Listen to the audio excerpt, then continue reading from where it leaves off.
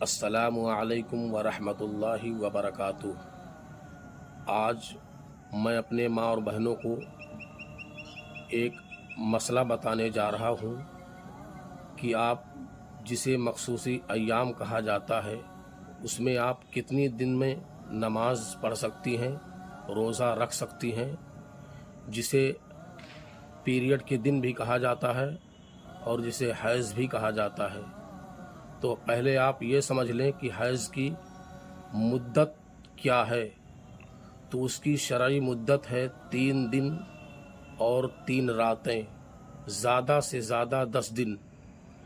यानी उसकी मुद्दत 3 दिन और 3 रातें हैं, या तो अगर ज़्यादा से ज़्यादा है तो 10 दिन, उससे ज़्यादा हैज़ की मुद्दत नहीं है।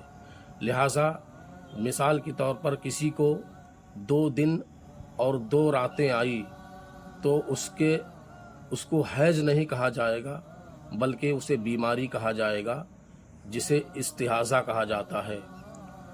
और किसी को 7 दिन आए, 5 दिन आए, 4 दिन आए तो ये सब हैज़ माना जाता है।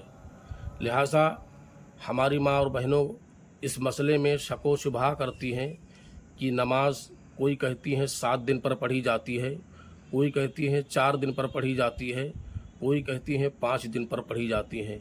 तो लिहाजा इस मसले को अच्छी तरह समझ लो कि ये मसला हर औरत की अलग अलग आदतें होती हैं और उसकी जैसी आदत होती है उसी तरीक़े से उसको पाकी हासिल होती है। लिहाजा जैसे मिसाल के तौर पर पहले ये देखा जाएगा कि इस महीने में 4 दिन पर आया, 4 दिन तक था, और दूसरे महीने में 6 दिन आया, तो आपको ये देखना है कि 4 दिन जो है वो आपका दूसरे महीने में हैज़ माना जाएगा और बकिया जो है वो इस्तिहाज़ा माना जाएगा। लिहाजा जो आप इंतज़ार करती हैं कि 7 दिन में हम पाक होती हैं और आप पाक हो जाती हैं 4 दिन पर और 7 दिन का इंतज़ार करती हैं, जो 3 दिन के जो नमाज़ें आपकी छूटी हैं वो नमाज़ें आपके ऊपर क़ज़ा लाजिम है और ज़रूरी है। नहीं, अगर आप उसका क़ज़ा करेंगे तो आप गुनहगार हो जाएंगे। लिहाजा हैज़ के जो मुद्दत में नमाज़ें छूटती हैं, चाहे वो 3 दिन हो या 10 दिन हो, तो उस मुद्दत में नमाज का क़ज़ा नहीं है लेकिन रोज़े का क़ज़ा है। उतनी रोज़े जितने छूटे हैं और दिनों में रखना फ़र्ज़ हो जाता है। लिहाजा इस मसले को यह समझें कि पहले महीने में आपका देखा जाएगा। हाँ, ये होता है कि किसी का 10 दिन है और 10 दिन से ज़्यादा है तो 10 दिन तक उसे हैज़ माना जाए, और उससे बकिया आगे जो खून आता है वो खून बीमारी की वजह से है, इस्तिहाज़ा है। लिहाजा उसमें आप नमाज का एहतमाम करें, रोज़े का एहतमाम करें। अगर नहीं नमाज पढ़ेंगे और नहीं रोज़ा रखेंगे तो आप सख्त गुनहगार हो जाएंगे।